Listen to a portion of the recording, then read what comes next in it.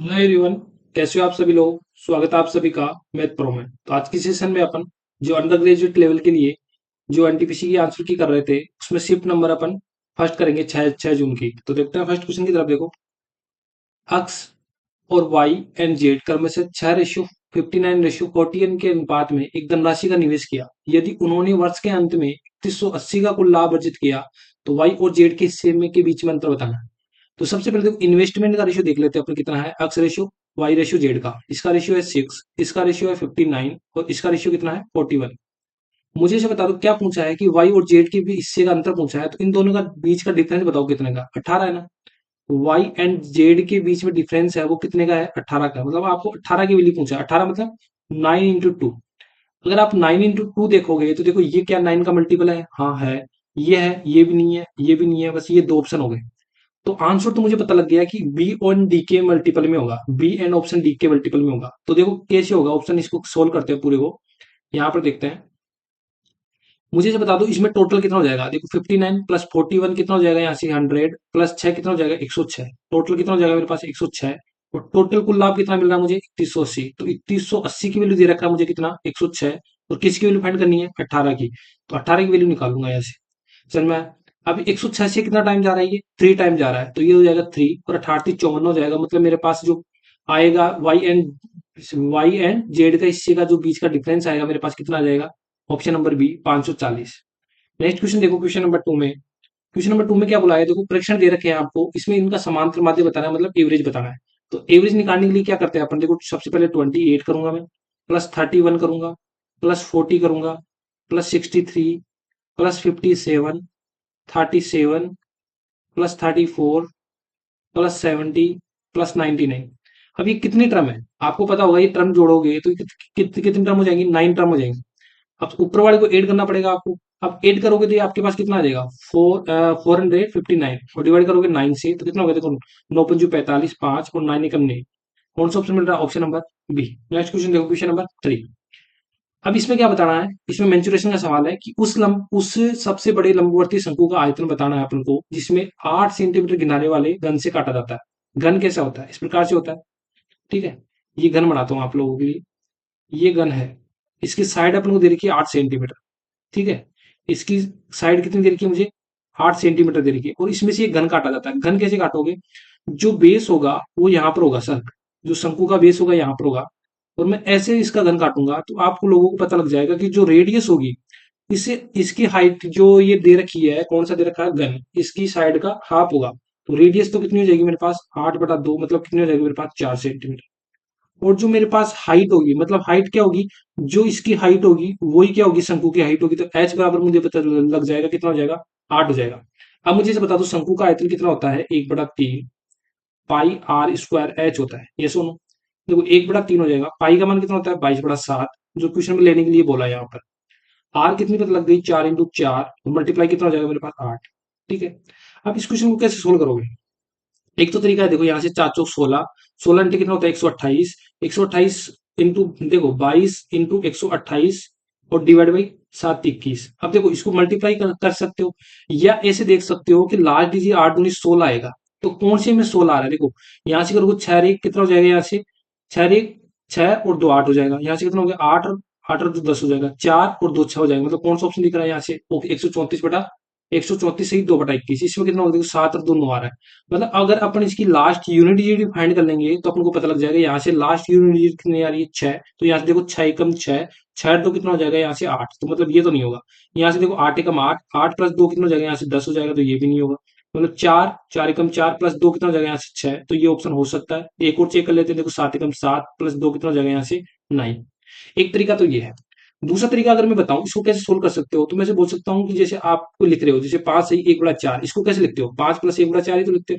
समझ में आ रहा है, तो इसको कैसे लिख सकता हूं मैं, इसको अगर मैं 28 बार ले लेता हूं, और जो 22/21 है, जो ये 22/21 है इसको मैं ऐसे लिखता हूँ, देखो 128, 22/21 को लिख सकता हूँ मैं 1/21। समझ में आया।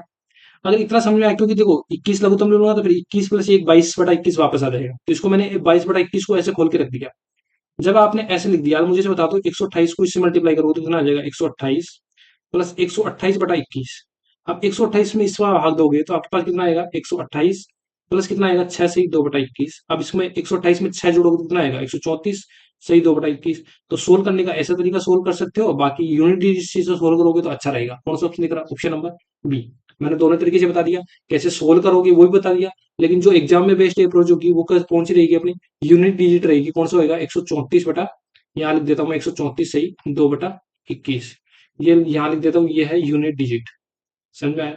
ठीक, नेक्स्ट क्वेश्चन देखो, क्वेश्चन नंबर 4।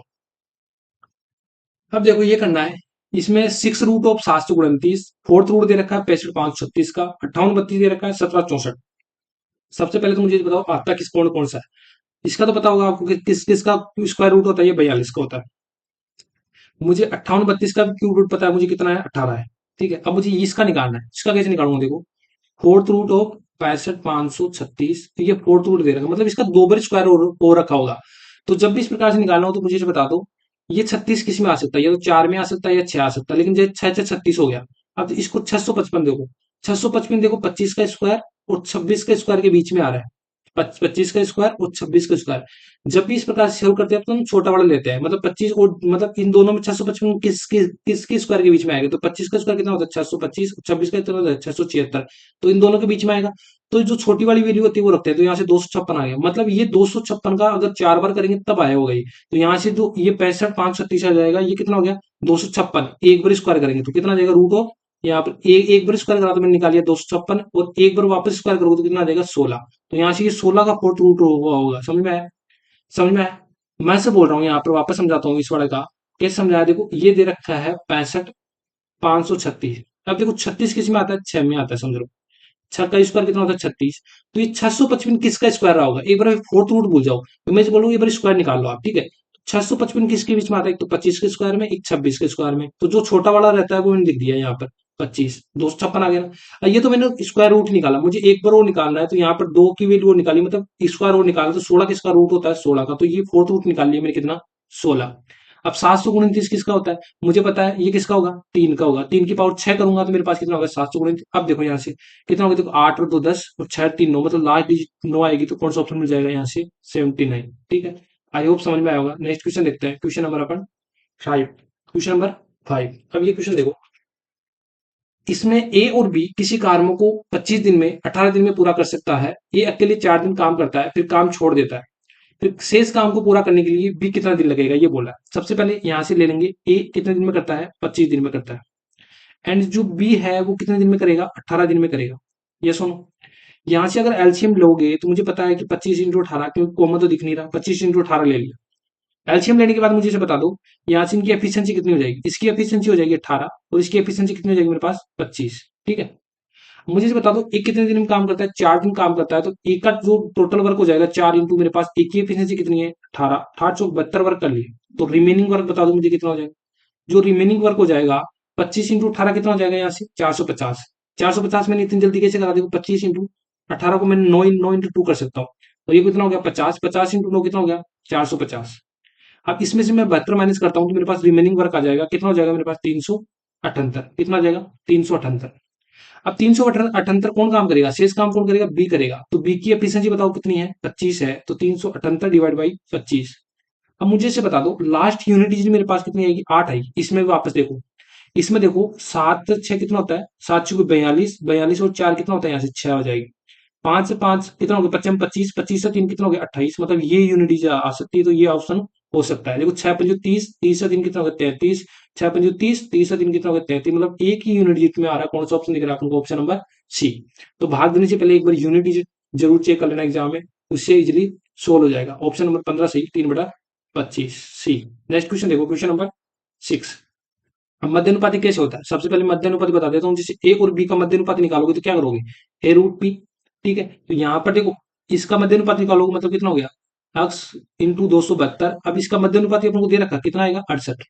तो जब इस स्क्वायर रूट हटाओगे यहाँ से तो कितना हो जाएगा? यहाँ से इधर स्क्वायर रूट लग जाएगा, स्क्वायर लग जाएगा। ठीक है, अब देखो इसको सोल्व करना है, एक तो डिवाइड करोगे, एक मैं से बोल रहा हूँ वापस। देखो एनटीपीसी में इतने यूनिट से क्वेश्चन सोल्व हो रहे हैं जिसकी कोई वो नहीं है।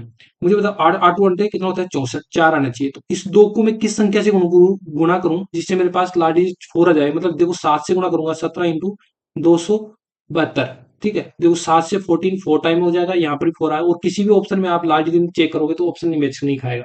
तो ऑप्शन नंबर कौन सा होता है? डी होता है। क्या समझ में आया? नेक्स्ट क्वेश्चन देखो, क्वेश्चन नंबर 7। 10 परीक्षणों का औसत अपन को 40 दे रखा है, बाद में पता चला कि एक परीक्षण 50 के स्थान पर गलती से 33 पढ़ लिया गया, तो सही औसत बताओ। बहुत सारे क्वेश्चन करवा रखे हैं ऐसे मैंने। तो एवरेज कितना दे रखा है अपने पास? 40। ये एवरेज दे रखा है और ये संख्या दे रखा है, तो अपन इसमें डायरेक्ट जोड़ नहीं सकते। क्यों नहीं जोड़ सकते? क्योंकि ये एवरेज दे रखा है, ये संख्या दे रखा है, तो इनको भी एवरेज में चेंज कर लेंगे, भाई कितने का फर्क पड़ा है। तो देखो यहां से बोलूंगी 50 है, कितना है? 50 संख्या है सही वाली, गलत कितनी पढ़ ली उसने? 33। तो इतना फर्क पड़ा। कितनी संख्या पर पड़ेगा? ये 10 परीक्षणों पर पड़ेगा, तो यहाँ पर दे दिया है, तो ये एवरेज निकल जाएगा। तो यहाँ पर देखो पॉजिटिव आएगा तो प्लस लगाऊंगा, तो 40 प्लस ये कितना हो गया? 50। 50 में से 33 माइनस करूंगा तो मेरे पास कितना आएगा? 17। 17 डिवाइड बाई 10 मतलब 1.7, तो 40 प्लस 1.7 मेरे पास कितना आ जाएगा? 41.7। ये एवरेज हो जाएगा, सही औसत कौन सा दिख रहा है? Option number D. Next question देखो, क्वेश्चन नंबर 8। अब देखो ये ज्योमेट्री का क्वेश्चन है और समलम चतुर्भुज का है, जिसमें आप कैसे अप्रोच करना है बताता हूँ। सबसे पहले एबीसीडी समलम चतुर्भुज बनाओ। तो समलम चतुर्भुज क्या होना चाहिए? जिसकी आमने सामने की साइड क्या होती है? समांतर होती है, ठीक है, पैरेलल होती है, तो ये समलम चतुर्भुज होता है इस प्रकार से। अब बोला कि ए बी सी डी, तो मैंने बनाया ये ए हो गया, ये बी हो गया, ये सी हो गया, ये डी हो गया। अब एक चीज याद रखना, इसमें क्या बोला गया? देखो बीसी पैरेलल है एडी के, तो ये पैरेलल बना दिया, तो जो नेमिंग है वो सही करना कि बीसी पैरेलल एडी के ही आए। और ए सी और सी डी बराबर है, तो मैं ए सी को मिटाता हूं यहां से, और ये भुजा मेरे को बराबर दे रखी है क्वेश्चन में। जैसे जैसे बोला वैसे वैसे करता जा रहा हूं। देखो A B C, triangle of A B C मेरे पास ये दे रखा है 69, ये एंगल 69 दे रखा है, तथा बी ए सी मेरे पास ये एंगल दे रखा है 23। ये सुनो, तो मुझे एसीडी का मान बताना है, मुझे ये एंगल बताना है। तो सबसे पहले आप ट्रेंगल ऑफ एबीसी देखो। ट्रेंगल ऑफ एबीसी में देखोगे तो मुझे बता दो 69 प्लस 23, और एंगल ऑफ कौन सा? B C A equal to कितना हो जाएगा? 180, क्योंकि त्रिभुज के तीनों कोणों का योग कितना होता है? 180 डिग्री। 69 प्लस 23 कितना हो जाएगा? 92, और 92 में से आप 180 माइनस करोगे तो कितना आ जाएगा आपके पास? 88। मतलब मैं से बोल सकता हूँ ये एंगल कितना आ जाएगा? 88। अब एक चीज और समझो, दो पैरेलल लाइन होती है, उनको एक तिर्यक रेखा काट रही है, तो यहाँ पर जो एकांतर कोण होता है, अगर ये थीटा होता है तो ये भी कितना होता है मेरे पास? थीटा होता है, ठीक है। तो यहाँ से थी देखो, अगर ये पैरेलल लाइन है दोनों, तो इसमें एक तिर्यक रेखा काट रही है, अगर ये थीटा है मेरे पास, तो ये एंगल भी कितना होगा मेरे पास? थीटा होगा। समझ में आया? तो थीटा के बराबर 88 है, तो ये भी 88 होगा। ये सुनो, तो ये दोनों साइड बराबर होती है, तो यदि मैं ट्रेंगल की बात कर रहा हूँ कि ट्रेंगल के सामने वाली दोनों भुजा बराबर है, तो इनके एंगल भी क्या होते हैं? बराबर होते हैं। तो ये दोनों साइड बराबर है, तो ये एंगल भी कितना हो जाएगा मेरे पास? थीटा, मतलब 88 डिग्री हो जाएगा। आपको ये एंगल बताना है, तो एंगल कैसे बताओगे? बताओ। त्रिभुज के तीनों कोणों का योग कितना होता है? कितना होता है? 180 डिग्री। तो 88 प्लस 88 कितना हो जाएगा? 176। 176 में से 180 में से 176 माइनस करोगे तो कितना आएगा आपके पास? 4 डिग्री आएगा। कौन सा ऑप्शन दिख रहा है? Option number C. इजी था। नेक्स्ट क्वेश्चन चलता है, क्वेश्चन नंबर 9 में। अब देखो एक तरीका तो क्या है कि आप साइन थीटा यहाँ से क्या निकालोगे? ये क्या होता है? लंबट आधा निकलता है, यहाँ से करंट निकालोगे तो वो क्या हो जाएगा? बहुत बड़ा हार्ड हो जाएगा। एक क्वेश्चन पढ़ा होगा कि आपने ए स्क्वायर माइनस बी स्क्वायर क्या होता है? एक पर तो प्लस का और एक बार क्या होता है? माइनस का। तो यहाँ पर एक चीज दिख रहा होगा, देखो एक बार तो प्लस का, एक बार माइनस का, एक बार प्लस का, एक बार माइनस का, मतलब यहाँ पर लगाओ ए स्क्वायर माइनस का बी स्क्वायर। जब ए स्क्वायर माइनस का बी स्क्वायर लगाओ तो one minus sign square theta बचेगा, ठीक है। यहाँ क्या बचेगा? One minus cos square theta बचेगा।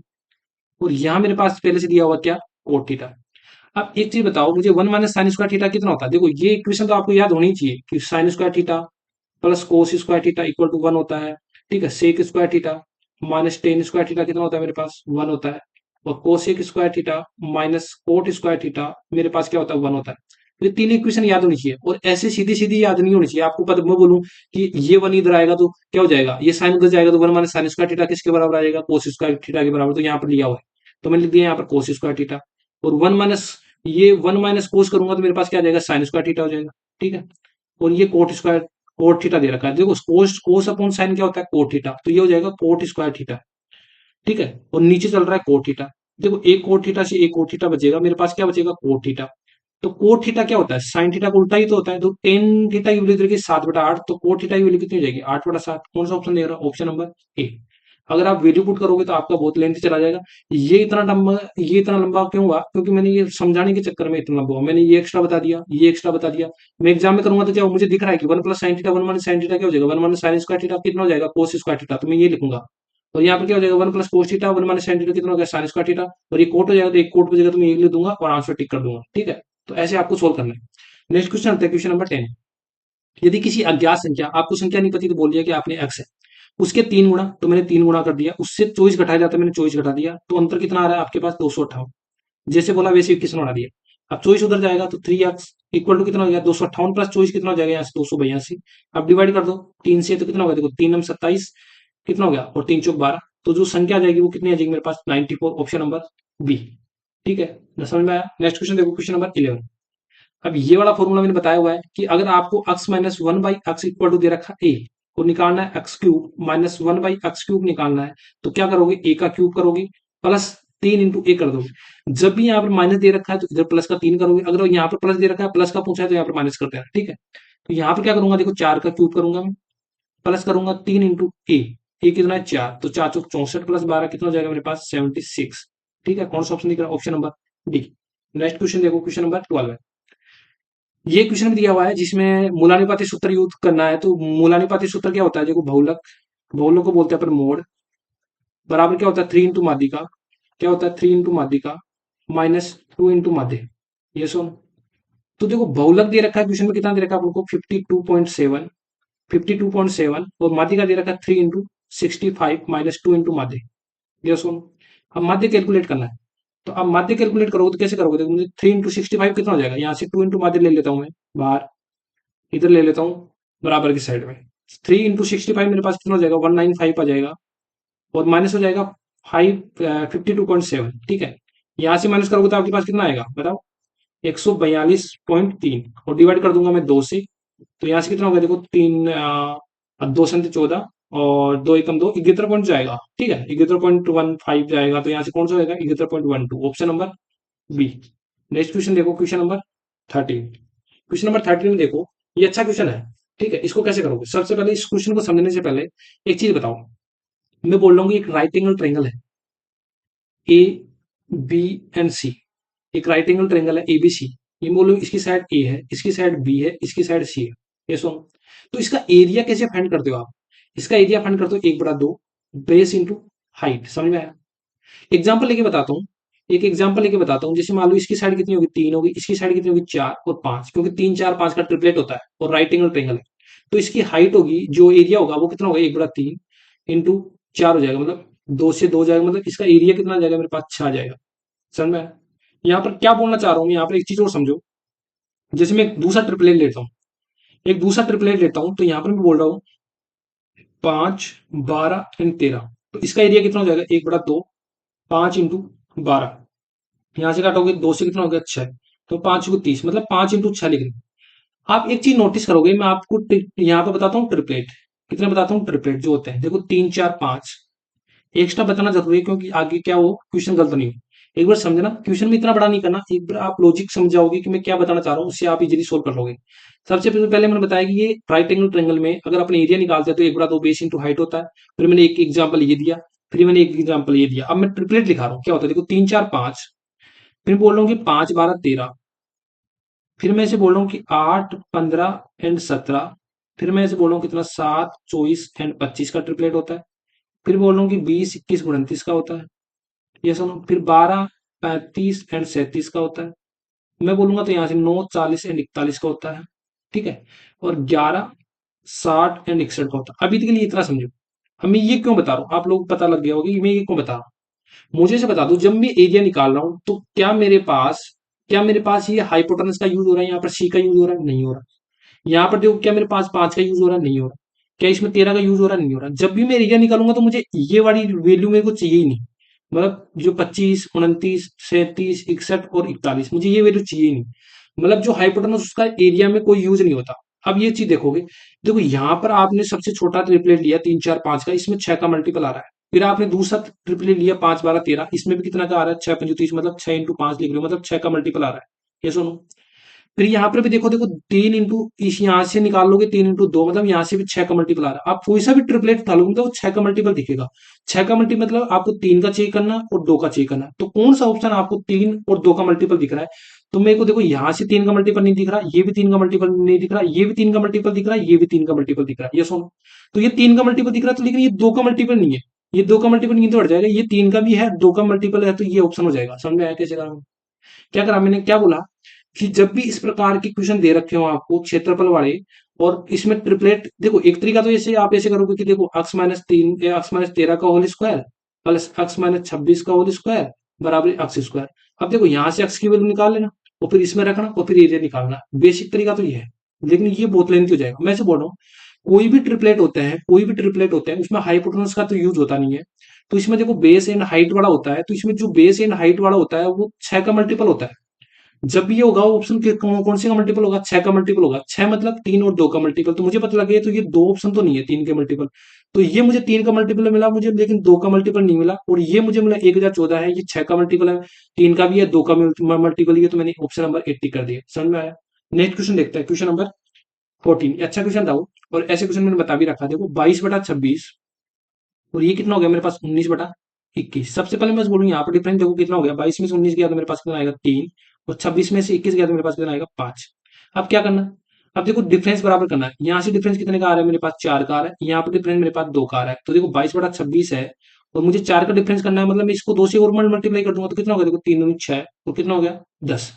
अब देखो यहाँ से 22 से छाड़ने में नेगेटिव हो रहा है, अगर 22 से ज्यादा होता तो पॉजिटिव रहता। तो ये एक्स की वैल्यू निकलती है, 22 से मैं 6 जाऊंगा तो मेरे पास कितना आएगी, माइनस का 16 आ जाएगा। एक्स की वैल्यू मेरे पास कितनी आ जाएगी, माइनस का 16। अब इसमें एक्स की वैल्यू रखनी है, एक्स की वैल्यू रखूंगा तो देखो 2 इंटू माइनस का 16, यहाँ रख रहा हूँ एक्स की वैल्यू। तो यहाँ रखूंगा तो 2 इंटू कितना होगा, माइनस का 16 माइनस का 32, और प्रपोर्शनल हो जाएगा वाई के। और ये कितना हो जाएगा, देखो 16 चौक 64, 64 माइनस 8 गया तो मेरे पास कितना बचेगा बताओ, माइनस का 72। कितना हो जाएगा, माइनस का 72। अब देखो मेरे को वाई स्क्वायर और बाहर वाले प्रोडक्ट के बराबर हो गया तो कितना हो जाएगा, ये 32 इंटू 72, माइनस माइनस प्लस हो जाएगा। इसको कैसे निकालोगे, एक तो गुणा मत करना, गुणा नहीं करोगे तो कैसे निकालोगे, देखो 16 इंटू 2 लिख सकता हूँ इसको, और इसको 36 इंटू 2 लिख सकता हूँ। तो मुझे वाई चाहिए, मतलब इसका रूट करूंगा मैं, देखो 4 का बाहर आ जाएगा, 36 का मेरे पास 6 आ जाएगा, और 2 इंटू 2 का मेरे पास 2 आ जाएगा, 6 को 24, 24 इंटू 2 कितना हो जाएगा मेरे पास 48। कौन सा ऑप्शन दिख रहा है, option number C. Next question देखो, क्वेश्चन नंबर 15। अक्षय अपनी आय का 40% खर्च करता है और 24,000 रुपए बचाता है, तो उसकी आय बताओ। टोटल आय उसकी इनकम मान लो आप 100, अगर वो 40% क्या करता है, खर्च कर देता है, सेविंग कितनी हो जाएगी उसके पास, मुझे बता दो 60%। तो आपको 60% की वैल्यू बतानी है। तो देखो 24 किसकी वैल्यू है, 24 किसकी वैल्यू है, बचाता है, बचाता मतलब 60 की वैल्यू है, इनकम पूछा है 100 की वैल्यू। तो यहाँ से देखो 10 से 10 कैंसिल हो गया, 6 को 24 हो जाएगा, मतलब कितना आएगा 40,000 आएगा, ऑप्शन नंबर सी। अब देखो यहाँ से ये स्टेप बताना जरूरी है कि क्वेश्चन कैसे सोल्व, अगर मैं बताऊंगा नहीं तो अगर कहीं पर भी ऑप्शन डिजिट नहीं लगा, लास्ट डिजिट नहीं लगा, तो आपको बेसिक से अप्रोच जाना ही पड़ेगा क्वेश्चन को। ठीक है, इसलिए सॉल्यूशन बताना जरूरी है। ठीक है, कौन सा ऑप्शन दिख रहा है, option number C. Next question देखो, क्वेश्चन नंबर 16।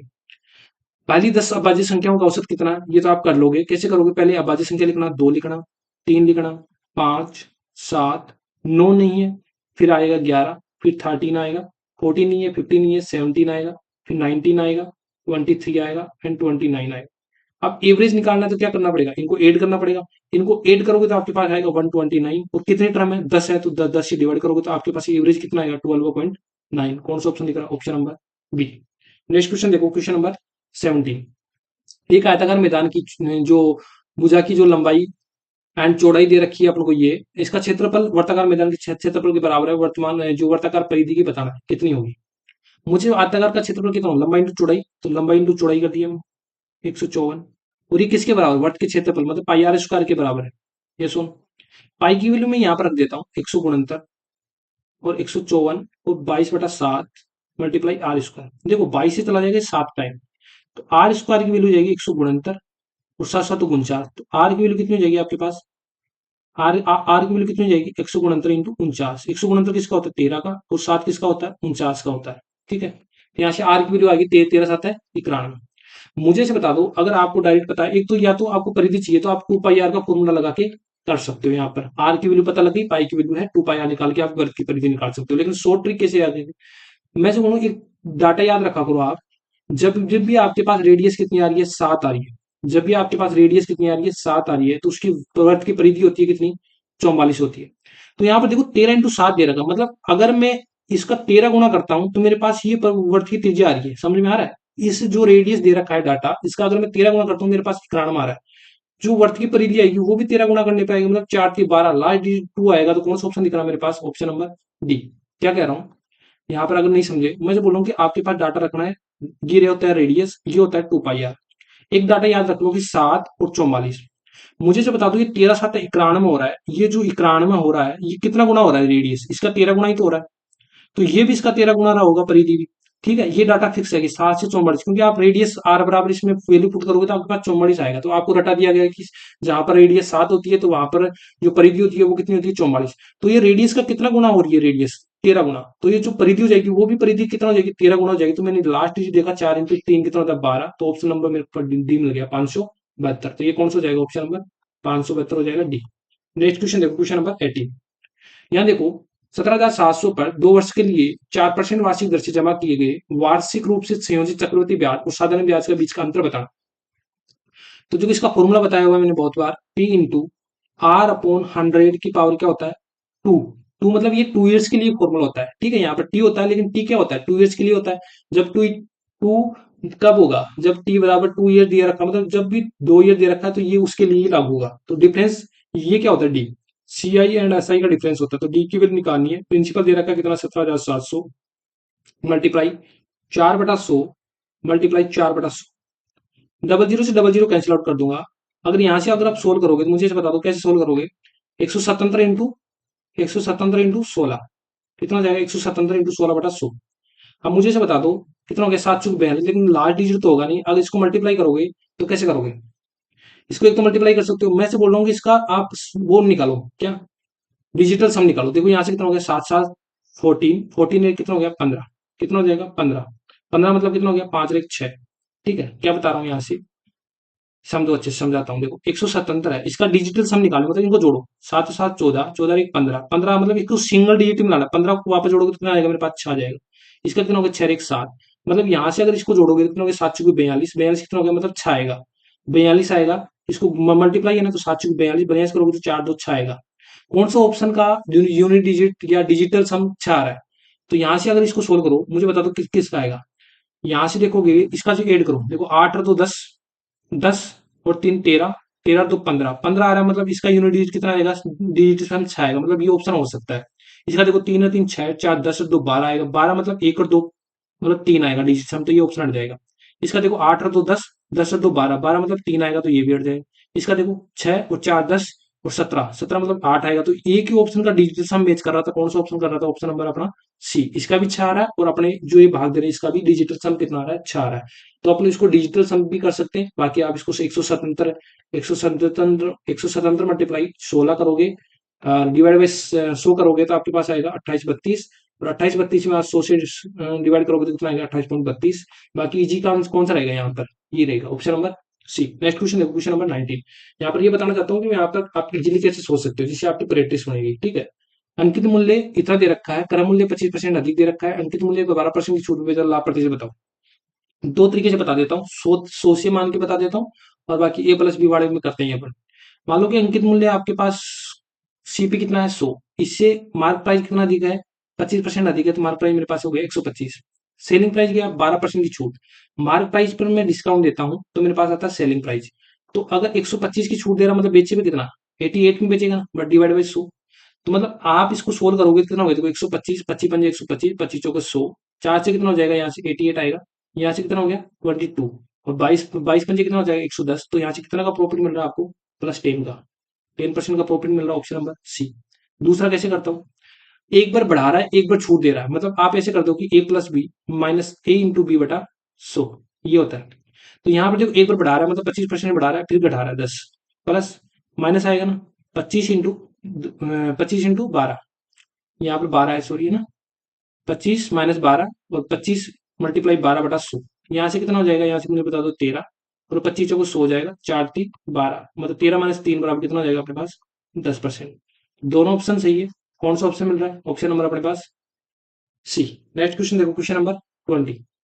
एक आदमी 21 घंटे में 387 की दूरी तय करती है, यदि वह दूरी का 2/3 भाग 5/7 समय में तय करता है, शेष दूरी शेष समय में तय करने के लिए उसकी चाल बताओ। अपन को देखो फोकस इस पर करना है क्योंकि शेष ही पूछा है, तो शेष दूरी निकालेंगे। तो सबसे पहले उसने 2/3 दूरी तय कर ली। कितनी दूरी तय कर ली, 2/3, टोटल एक दूरी है, उसमें 2/3 दूरी तय कर ली, तो उसमें बची कितनी दूरी, 1/3, ये बची रिमेनिंग।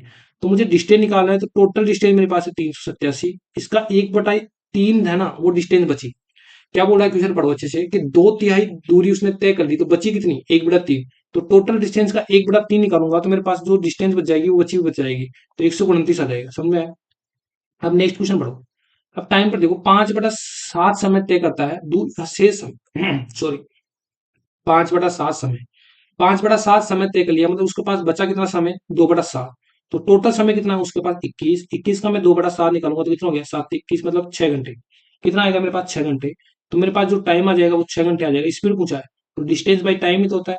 तो 129 हो गया और जो टाइम बचेगा मेरे पास 6। तो यहाँ से निकालोगे तो कितना होगा देखो 6 छह दूनी 12 और 6 21.5 आएगा। तो कौन सा ऑप्शन मिल रहा है option number C. Next question देखो क्वेश्चन नंबर 21। ये वाला क्वेश्चन मैंने पिछले वाले वीडियो में बताया था। देखो जिसको समझ में आया वो यहाँ पर अच्छे से समझेगा। विक्रम मूल्य प्रारंभिक विक्रम मूल्य का कितना हो जाएगा 2 गुना। तो प्रारंभिक विक्रम मूल्य मान लो कि कितना है एसपी है। अब इसका 2 गुना हो गया मतलब 2 एसपी हो गया। समझ में आया। पहले विक्रम मूल्य एसपी था, अब विक्रम मूल्य कितना हो गया मेरे पास 2 एसपी हो गया। अब क्या बोला है लाभ प्रारंभिक मान लो कि पी है।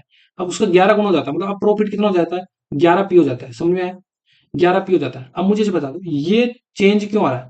मैं बोलूंगी यहाँ पर डिफरेंस कितना आ रहा है एसपी का डिफरेंस आ रहा है, एक एसपी का डिफरेंस आ रहा है। यहाँ पर कितने का डिफरेंस आ रहा है 10 पी का डिफरेंस आ रहा है। ये डिफरेंस क्यों आ रहा है मैंने एसपी को 2 एसपी बढ़ा दिया मैंने एसपी को दुगना कर दिया। तो प्रॉफिट कितना हो जाएगा यहाँ से 11 गुना हो जाएगा। मतलब ये जो वैल्यू जाएगी ये बराबर हो जाती है। मतलब जितना ये बढ़ेगा उतना ही बढ़ेगा, मतलब ये चीज बराबर हो गई। तो यहाँ से एसपी एंड पी का वैल्यू जो रेशियो आ जाएगा 10:1 आ जाएगा। मुझे से बता दो कॉस्ट प्राइस क्या आ जाएगा। देखो 10 क्या है एसपी है, प्रॉफिट कितना है 1 है। तो आपको पता होगा अपन कॉस्ट प्राइस कैसे निकालते हैं। कॉस्ट प्राइस कैसे निकालेंगे। कॉस्ट प्राइस वो होता है जिसमें प्रॉफिट शामिल होता है। तो वो अपने पास अगर कॉस्ट प्राइस में प्रॉफिट जोड़ दे तो अपने पास सेलिंग प्राइस आ जाएगा। तो कॉस्ट प्राइस निकालूंगा सेलिंग प्राइस माइनस प्रॉफिट। समझ में आ रहा है। तो सेलिंग प्राइस 10 है, एक प्रॉफिट घटा दूंगा तो मेरे पास आ जाएगा कॉस्ट प्राइस कितना आ जाएगा। कितना आ जाएगा बताओ 9 आ जाएगा। अगर एसपी मेरे क्वेश्चन में दे रखा कितना 10, तो यहाँ से बताओ कितना परसेंट का प्रॉफिट होगा। एक का प्रॉफिट होगा 9 पर 1/100। तो 1/9 कितना होता है 11 से 1/9%। कौन सा ऑप्शन दिख रहा है ऑप्शन नंबर बी। अच्छे से समझ में आया होगा। नेक्स्ट क्वेश्चन देखते हैं क्वेश्चन नंबर अपन 22।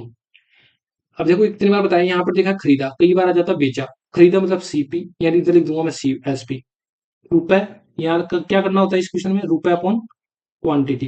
तो रुपए कितना है मेरे पास 1 रुपए, क्वांटिटी कितनी है मेरे पास 7।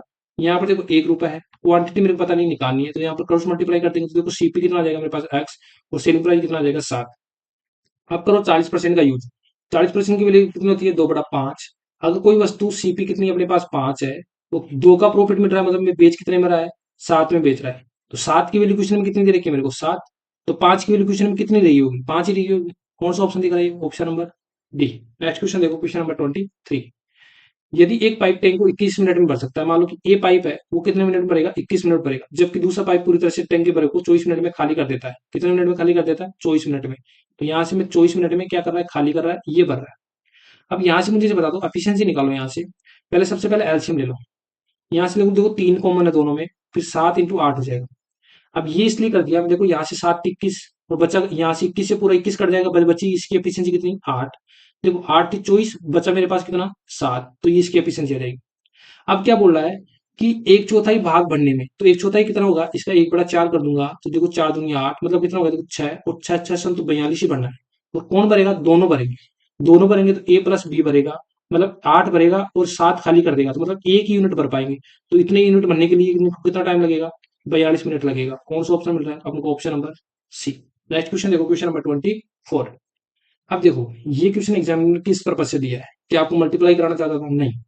मुझे से बता दो जब इस प्रकार के क्वेश्चन होता है आपको डेसिमल चेक करा दो। देखो यहाँ पर डेसिमल 1 है, 1 के बाद में, यहाँ पर 2 के बाद में, यहाँ पर कितने के बाद में 4 के बाद में, मतलब जो भी मल्टीप्लाई करोगे आपका डेसिमल तो 4 और 2 कितना हो गया 6। 6 डेसिमल के बाद में क्या आ जाएगा यहाँ पर पॉइंट आएगा। देखो 1 पॉइंट बाद 2 पॉइंट बाद और 4 पॉइंट है, 4 2 कितना हो गया 6 डेसिमल बाद में क्या लगना चाहिए पॉइंट लगना चाहिए। तो यहाँ पर देखो 4 और 2 6 और 6 और कितना हो गया यहाँ से 4 हो गया ना, 4 और 3 7 हो गया और 7 एक 8, मतलब ये तो ज्यादा जा रहा है 8 डेसिमल बाद लग रहा है, तो ये तो हट गया। यहाँ पर जोड़ देखो 4 हो गया, 4 2 6 हो गया और ज्यादा हो गया ये भी हट गया। यहाँ पर देखो 2 और एक 3 और एक 4 में जा रहा है, तो बचा कौन सा ऑप्शन यही बचेगा। देखो यहाँ पर 3 और 3 6, मतलब ये 6 डेसिमल के बाद पॉइंट लगा हुआ तो यही ऑप्शन होगा। तो आपको इसको डेसिमल से करना था ना कि आपको इसको मल्टीप्लाई करके करना था। नेक्स्ट क्वेश्चन देखो क्वेश्चन नंबर 25। सचिन का वेतन 16% घटाया जाता है, बाद में 10% बढ़ा दिया जाता है, उसका अंतिम वेतन शुरुआती वेतन में कितने परसेंट कम होगा। तो आप इससे कर लो इजीली हो जाएगा ए प्लस बी प्लस ए इंटू बी बटा 100। ये फॉर्मूला कब लगाते हैं जब एक बार बढ़ा देते हैं एक बार घटा देते हैं। तो देखो एक बार घटा रहा है मतलब 16 घटा रहा है, फिर 10% बढ़ा दिया, ठीक है, -16 × 10/100 यस ओन। देखो यहाँ से कितना होगा मेरे पास माइनस का 6, तो यहाँ से एक जीरो कट जाएगा तो माइनस का 1.6, तो यहाँ से कितना हो जाएगा माइनस का 7.6। अब आप बोलोगे यहाँ पर माइनस का तो कोई ऑप्शन है ही, माइनस यहाँ पर ये माइनस नहीं दिखा रहा, माइनस मतलब क्या हो रहा है, कमी हो रही है। कौन सा कमी हो रही है, 7.6 की कमी हो रही है, समझ में आया। Option number C. Next question है क्वेश्चन नंबर 26। यहाँ पे बताओ, देखो एक तो आप फॉर्मूले से कर सकते हो, लेकिन मैं बोलूंगा यहाँ पे इफेक्टिव रेट से करो। साधारण ब्याज की इफेक्टिव रेट कितनी होती है, रेट इंटू टाइम ही तो होती है। रेट कितनी है यहाँ से 20%, टाइम कितना है 1/5, अगर 15 को 2 से करोगे तो कितना आएगा 30 आएगा। मतलब आपको 30% की वैल्यू निकालनी है। तो टोटल ब्याज, टोटल अमाउंट कितना है 350, इसका 30% निकाल दो। अगर इसका 30% निकालोगे तो कितना हो गया 35 दिया, कितना होता है अपने पास 105 होता है। तो यहाँ पर जो ब्याज मिलेगा वो कितना मिलेगा 105 रुपए। नेक्स्ट क्वेश्चन देखो, क्वेश्चन नंबर 27। ये इजी थे, यहाँ पर आएगा डिवाइड, ठीक है। मुझे इसे बता दो, 1 - 5 कितना होता है 4, कितना होता है माइनस का 4 प्लस 4, यहाँ कितना होगा 0। जीरो में किसी भी संख्या से गुणा करो या डिवाइड करो तो ये पूरा जीरो हो जाएगा, ठीक है। जीरो हो जाएगा मतलब मेरे पास आंसर कितना बचेगा 127 बचेगा, option number D. Next question देखो, क्वेश्चन नंबर 28। ये अच्छा क्वेश्चन है, इस क्वेश्चन को समझते हैं। नाव की धारा की विपरीत दिशा में कैसे करते हैं, x - y करते हैं। तो मुझे स्पीड निकालना है, स्पीड क्या करते हैं, डिस्टेंस बाई टाइम ही करते हैं ना। तो ये डिस्टेंस दे रखा है 184 डिवाइड बाई 48 लिख लिया मैंने, ठीक है। मुझे फिर बोल रहा है कि यहाँ पर 12 घंटे लगते हैं धारा की दिशा में, धारा की दिशा में मतलब x + y कितना होता है, ये डिस्टेंस है और 12 घंटे लगेंगे। अब इस क्वेश्चन को कैसे सोल्व करोगे, या तो आप इसको देखो 12 को इधर मल्टीप्लाई करके आप x और y की वैल्यू निकालोगे, मैं बोलो ऐसे मत करो। क्या पूछा है ये देखो, धारा की चाल पूछी है, धारा की चाल मतलब मुझे y रखना है, x हटाना है। x हटाऊंगा तो मैं बोलूँ अगर ये इक्वेशन दो एक दे देता हूँ, ये इक्वेशन दो दे देता हूँ, अगर एक में से दो घटाऊंगा तो देखो ये मैं से बोल रहा हूँ कि जैसे x + y है और x - y है, अगर इसमें से ये घटा रहा हूँ तो ये प्लस हो जाएगा, समझ रहे हो। तो ये मतलब ये प्लस हो जाएगा और ये माइनस हो जाएगा, मतलब ये तो कट जाएगा। यहाँ पे बचेगा मेरे पास 2y और यहाँ बचेगा देखो 184 डिवाइड बाई 2, डिवाइड बाई 2 नहीं सॉरी 12, 184 और डिवाइड बाई कितना हो जाएगा 48। अब मुझे बता दो, अब यहाँ से एलसीएम मत लेना, मैं से बोल रहा हूँ जब भी इस प्रकार से क्वेश्चन हो तो देखो यहाँ पर 48, तो क्या इस 12 को 48 बना सकते हो, हाँ बना सकते हो, ऊपर नीचे 4 से मल्टीप्लाई करके कोई भी फर्क नहीं पड़ेगा। देखो 2y, 184 सब में कॉमन है तो 184 मैंने सब में कॉमन ले लिया, तो ये बताओ मेरे पास कितना बचेगा, यहाँ से 184 ले लिया तो ये ऊपर मेरे पास क्या बचेगा 4 बचेगा, 12 चौक 48 बचेगा। यहाँ पर क्या बचेगा मेरे पास 1 बचेगा, 1/48। देखो 48 एलसीएम ले लूंगा यहाँ पे इजीली, तो मेरे पास कितना बचेगा देखो 184 और यहाँ पर देखो 48 एलसीएम आ जाएगा और 4 - 1 करूंगा तो मेरे पास कितना बचेगा 3 बचेगा। 2 से काटूंगा तो कितना हो जाएगा मेरे पास 92, 2 से काटूंगा तो मेरे पास कितना आएगा 92। 92 करोगे, 92 इंटू 3 करोगे, यहाँ से कितना हो जाएगा आपके पास 276, 276 बाई 48 करोगे तो यहाँ से इसको सोल्व करोगे तो देखो 48 पंजे जाएगा और तो 5 टाइम जाएगा ये ऑलमोस्ट, ठीक है। तो 5 पंच जाएगा तो 5.75 हो जाएगा। ऑप्शन नंबर कौन सा दिख रहा है आपको, ऑप्शन नंबर बी, ठीक है। तो ये कैलकुलेशन क्या करती है आपको इजी बना देती है, ठीक है। आपको ऐसे सोचना है, बाकी इसमें डिवाइड कर ही सकते हो। नेक्स्ट क्वेश्चन देखो, क्वेश्चन नंबर 29। अब इस क्वेश्चन को कैसे करोगे, दो तरीका बताता हूँ, इसमें ट्रिक भी बताऊंगा और इस क्वेश्चन को बेसिक से कैसे सोल्व करोगे वो भी बताऊंगा। यहाँ से मुझे बता दो, 4 दूनी 8 होता है, मतलब ऐसी कौन सी संख्या है जिसको गुणा करने पर तो 8 आना चाहिए और जोड़ने पर 6 आना चाहिए। तो मैं ऐसे बोलूंगा कि 4 और 2 है, तो 4m² 4m + 2m = 2 = 0। मतलब मैं 4 और 2 6 को 4 और 2 में तोड़ लिया, जिसको जोड़ने पर 6 आएगा और गुणा करने पर मेरे पास कितना आएगा 8 आएगा। तो इन दोनों में मैं बोल रहा हूँ कि 4m कॉमन आ रहा है तो ये हो जाएगा m + 1 और यहाँ पर अगर मैं 2 कॉमन लेता हूँ तो मेरे पास आ जाएगा m + 1 = 0। तो यहाँ से कितना हो जाएगा देखो 4m + 2 और मेरे पास आ जाएगा m + 1 = 0। यहाँ से देखो जीरो की इक्वल करोगे तो एक तो m बराबर -1 आएगा और इसको जीरो की इक्वल करोगे m + 2 = 0, तो ये आ जाएगा मेरे पास m बराबर -1/2। तो इससे तो पता लग जाएगा मेरे पास m की वैल्यू a माइनस आएगा, -1/2 आएगा। एक तो तरीका ये है, इतना बड़ा करना है।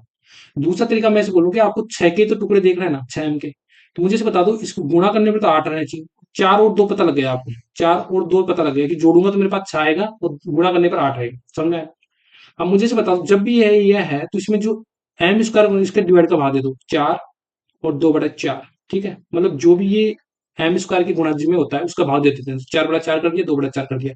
और ये अगर यहाँ पर पॉजिटिव है तो इसको माइनस कर देंगे, यहाँ पर पॉजिटिव है तो माइनस कर देंगे। अगर मान लो सपोज करो यहाँ पर माइनस होता है तो अपन क्या कर देते हैं, यहाँ पर प्लस कर देते हैं, मतलब चिन्ह चेंज कर देते हैं, उसके भी अपोजिट चिन्ह कर देते हैं। जो जो प्लस होगा वो माइनस में हो जाएगा, जो माइनस में होगा प्लस में हो जाएगा। तो यहाँ पर जो ही आंसर हो 4/4 -1 हो जाएगा और -1/2 हो जाएगा। यहाँ से अपन इजीली सोल्व कर लिया, इतना बड़ा करने की जरूरत भी नहीं है। तो अपन ऐसे अप्रोच करेंगे एग्जाम में, -1 -1/2, option number B. Last and final question देखो, अब इतना बड़ा क्वेश्चन, इतना बड़ा नहीं करना।